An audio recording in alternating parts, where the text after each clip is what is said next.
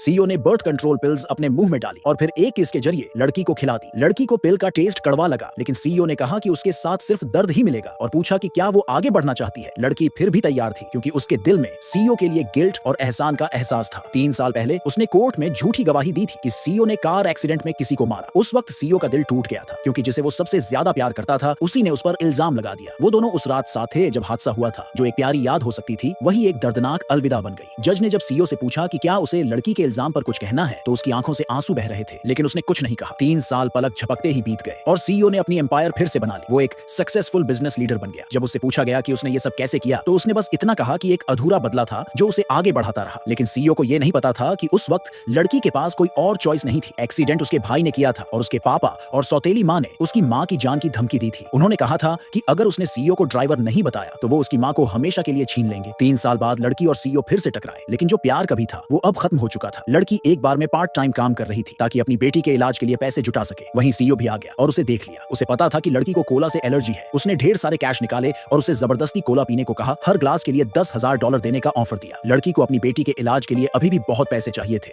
इसलिए उसने एलर्जी की परवाह किए बिना एक के बाद एक ग्लास पीना शुरू कर दिया। धीरे धीरे एलर्जी का असर दिखने लगा, लेकिन वो रुकी नहीं। सीईओ के फ्रेंड्स को लगता था कि लड़की ने उस पर पैसे के लिए झूठा इल्जाम लगाया था। गुस्से में उन्होंने नोटों की गड्डी उस पर फेंकी और कहा कि निकल जा यहाँ से। लेकिन सीईओ ने उन पैसों पर अपने पैर रख दिए। वो उसे सबके सामने नीचा दिखाना चाहता था, क्योंकि वो 3 साल जेल में रहा था। वो हर दिन जैसे मरमर के जिया, और ये सब उसी लड़की की वजह से हुआ था। लेकिन उसे आज जो बेइज्जती मिली वो भी सीईओ के लिए काफी नहीं थी। उसने मन में ठान लिया था कि वो हिसाब बराबर करेगा और लड़की को कहा निकल जा। घर लौटकर लड़की ने फौरन एलर्जी की दवाई ली, लेकिन उसका दिल टूट चुका था सीईओ की बेरहमी से। तभी उसकी बेटी के रोने की आवाज आई। बच्ची कह रही थी कि उसके पूरे शरीर में दर्द हो रहा है। लड़की ने उसे गोद में उठाया और हॉस्पिटल के लिए दौड़ी, लेकिन कोई भी ड्राइवर उन्हें ले जाने को तैयार नहीं था। उसी वक्त सीईओ की गाड़ी वहां से गुजरी। ड्राइवर ने माँ बेटी को देखा और सीईओ से पूछा कि क्या वो उन्हें लिफ्ट दे दे, लेकिन सीईओ ने मना कर दिया, क्योंकि जेल में बिताए 3 सालों ने उसके अंदर की सारी रहमदिली खत्म कर दी थी।